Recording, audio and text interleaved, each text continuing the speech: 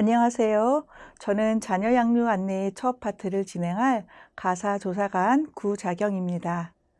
가사조사관은 법원에서 이혼 과정 중에 있는 당사자분들을 만나 이야기를 듣고 가능하면 당사자들이 스스로 문제를 해결할 수 있도록 돕는 일을 하고 있습니다.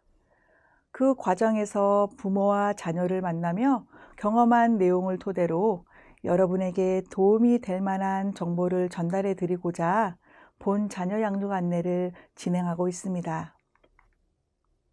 그렇다면 자녀 양육 안내는 누구를 위한 교육일까요? 부모와 자녀 모두를 위한 교육입니다.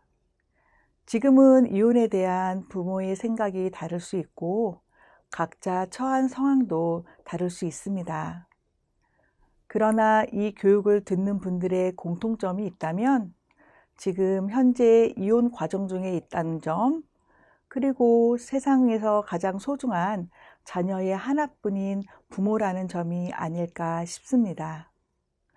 그리고 이혼으로 인해 나는 힘들어도 자녀만큼은 힘들지 않았으면 하는 마음을 가지고 계실 것이라 생각됩니다. 자녀 양육 안내를 들으시는 동안은 외적인 갈등은 잠시 내려놓고 나와 나의 자녀는 지금 어떤 상황인지, 자녀에게 필요한 것은 무엇인지 돌아볼 수 있는 시간이 되셨으면 좋겠습니다.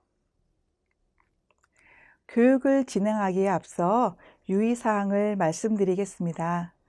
이 교육은 일반적인 내용을 담고 있으므로 개별적인 상황과 갈등 수준에 따라 적용이 달라질 수 있습니다.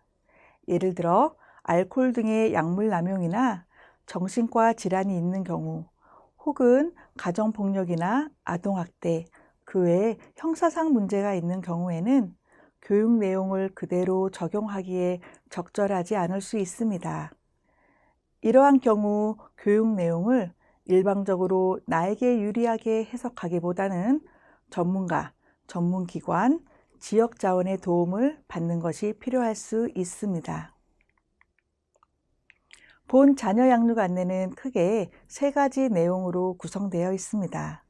첫 번째로 이혼을 앞둔 부모의 심리 상태와 자녀의 심리 상태를 살펴보고, 두 번째로 자녀의 특성과 부모가 어떻게 자녀를 보호할 것인지에 대해 알아보겠습니다. 그리고 마지막으로 자녀의 복리를 위한 협의 상황과 이혼 후 자녀의 적응을 위한 바람직한 부모님의 태도에 대해 말씀드리겠습니다. 바쁜 시간을 내어 시청하는 만큼 소중한 자녀를 위해 마음의 문을 열고 교육에 집중해 주시기 바랍니다. 우리는 매일 일상을 살아가면서 원치 않게 스트레스를 받게 됩니다. 워싱턴 의과대학의 연구 결과에 따르면 사람들이 살면서 경험하는 스트레스 중 1위가 배우자의 사망으로 인한 스트레스이고 2위는 이혼으로 인한 스트레스라고 합니다. 어쩌면 지금 이혼 소송 중에 있는 부모의 잦은 감정 변화는 당연할 수도 있습니다. 그러나 부모님의 감정 상태가 자녀의 적응에 영향을 미치므로 부모님께서는 나의 감정을 적절하게 관리하고 반응할 수 있도록 내 마음의 상태를 잘 살피고 아는 것이 매우 중요합니다.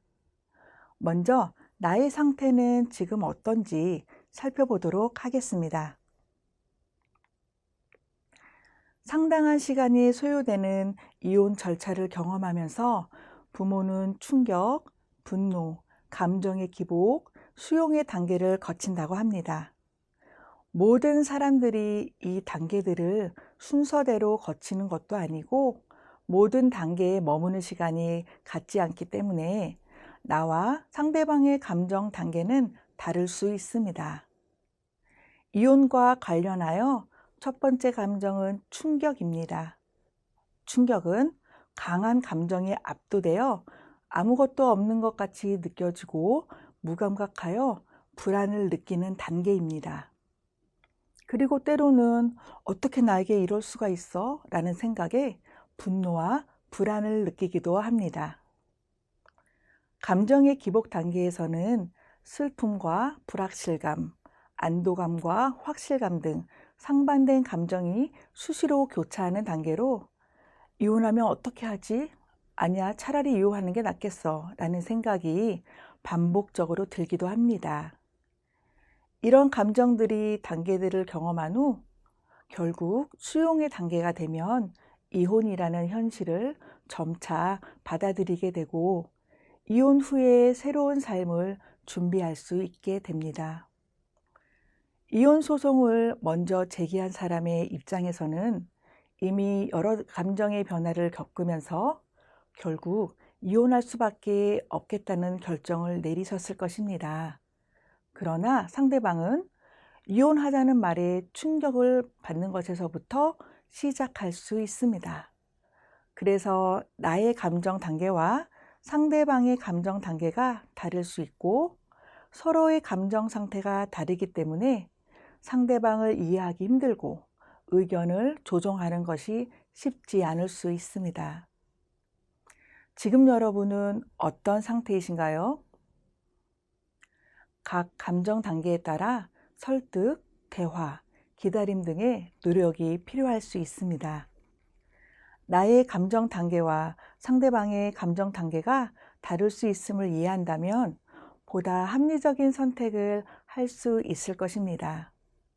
또한 자신이 처한 감정을 이해하고 감정에 대한 적절한 반응을 선택하기 위해 노력하는 것은 부모님의 몫이 아닐까 생각됩니다.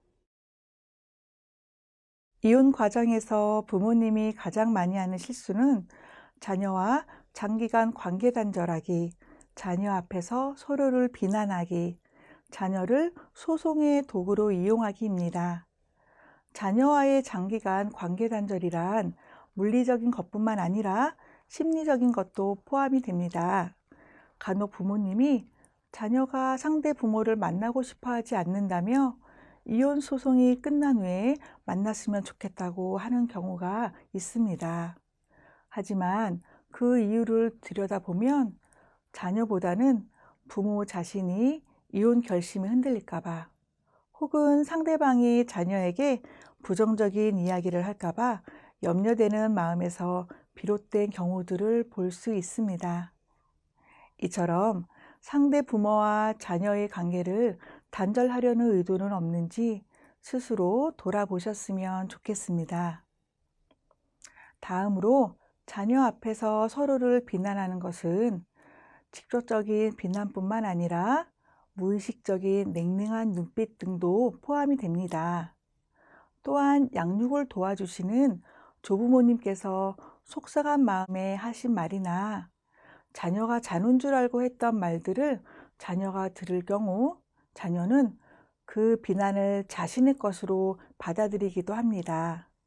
자녀는 엄마와 아빠 두 뿌리에 의지해서 자라는 나무와 같아서 한쪽 뿌리가 상했다는 말을 듣게 되면 자연스럽게 그 비난을 자신의 것으로 받아들일 수 있으므로 주의를 부탁드립니다. 앞서 말씀드린 것처럼 이혼이라는 과도한 스트레스로 인해 부모님은 뭔지 모르지만 막 화가 나는 상태를 경험할 수 있습니다. 그러나 부모의 감정이 정리되지 않은 상태에서 던진 말은 자녀에게 큰 상처가 되기도 합니다. 부모의 이혼 과정으로 무척 불안하고 혼란스러운 자녀의 마음을 헤아리지 못한 채 다그치거나 비난하지는 않았는지, 화가 난 상태에서 자녀를 훈계하지는 않았는지, 예전과 다름없는 자녀의 행동에도 더 예민하게 반응한 것은 아닌지, 부모님의 감정과 훈육 방식을 잘 살펴보시기 바랍니다.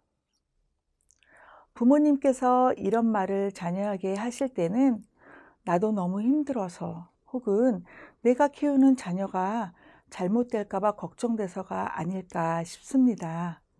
그리고 이혼 과정에서 부모님은 자녀가 안쓰러운 마음에 잘못된 행동을 해도 참고 넘어가는 경우가 있습니다.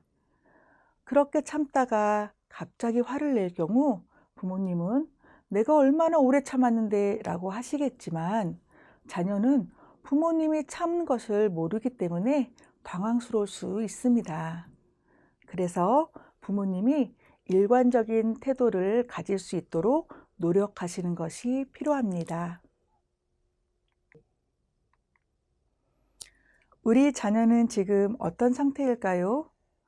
자녀도 부모의 이혼 과정에서 5단계의 감정을 경험하게 되는데 부모와 마찬가지로 차례대로 감정의 단계를 경험하는 것은 아닙니다. 어느 단계에서 오래 머물기도 하고 어느 단계에서는 생략되기도 합니다. 부모의 이혼을 인정하지 않는 부인의 단계는 설마 엄마 아빠가 이혼하지 않을 거야. 다시 같이 살 거야. 와 같은 희망을 가지고 부모의 이혼을 받아들이지 못하는 단계입니다. 분노의 단계는 나를 사랑한다면서 엄마 아빠가 나한테 어떻게 이럴 수 있어? 엄마 아빠가 나를 버린 거야. 와 같이 자신을 두고 부모가 이혼을 결정했다는 생각에 화를 낼 수도 있습니다. 흥정의 단계는 부모님이 생소하실 수도 있으실 텐데 자녀가 부모의 눈치를 보면서 내가 공부를 잘하면 혹은 말을 잘 들으면 엄마 아빠가 이혼하지 않을 거야 라는 생각에 부모의 기대에 부응하기 위해서 노력하는 단계입니다. 부모님은 자녀가 철이 들었다고 생각하시고 편하게 느끼실 수도 있겠지만 자녀가 힘들게 노력하고 있는 것은 아닌지 세심하게 봐주실 필요가 있습니다. 다음은 우울의 단계입니다. 우울은 자녀가 어느 순간 부모의 갈등 상황에 무관심해지거나 말을 안 하고 학업이나 교우 관계 등 일상생활에서 무기력한 모습을 보이는 단계입니다. 이러한 단계들을 거쳐 자녀도 수용의 단계에 이르게 되고 수용의 단계가 되면 자녀도 이혼 후 부모와 자녀 관계는 변함이 없고 같이 살지 않더라도 부모의 애정이 변함이 없다는 사실을 받아들이면서 현실에 적응하게 됩니다. 자녀가 다양한 감정을 경험하는 동안 부모님께서는 너도 힘들구나 라는 마음으로 자녀의 감정을 충분히 수용해 주시고 자녀의 적응을 돕기 위해서 함께 협조해 주시기를 부탁드립니다. 그리고 자녀가 이혼으로 힘든 부모에게 표현하지 못하는 감정들을 학교에서는 표현할 수도 있으므로 부모님은 자녀 담임 선생님과의 면담을 통해서 자녀의 일상이 잘 유지되고 있는지 살펴보시는 것도 필요합니다. 이혼 과정에서 자녀가 보이는 대표적인 정서 반응은 죄책감과 두려움입니다.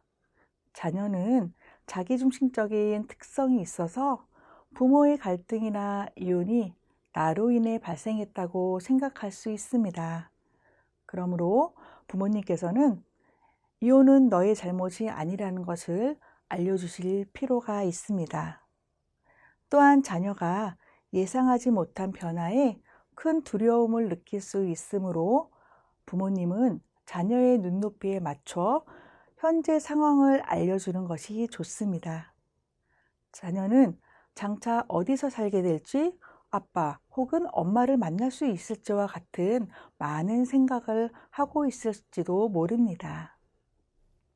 무엇보다 중요한 것은 이혼 이후 변하는 것과 변하지 않는 것에 대해 자녀에게 설명해 주는 것입니다. 예를 들어 이혼 후 이사, 전학과 같이 생활에 변화가 있을 수 있다는 점, 하지만 엄마와 아빠의 사랑과 관심에는 변함이 없다는 점을 설명해 주실 필요가 있습니다. 그리고 자녀가 염려하는 것과 걱정하는 것들을 잘 들어주시고 자녀의 의견을 최대한 존중하겠다는 부모님의 마음을 전달해 주시는 것이 중요합니다. 또한 자녀에게 설명하기에 앞서 부모님께서는 자녀에게 이혼에 대해 언제, 어떻게 이야기할지 함께 의논하고 협조하는 과정이 우선되어야 할 것입니다. 지금까지 이혼 가정에서 부모와 자녀가 겪게 되는 심리적 과정에 대해 살펴보았습니다. 이어서 두 번째 파트에서는 자녀의 발달과 적응에 대해 살펴보도록 하겠습니다.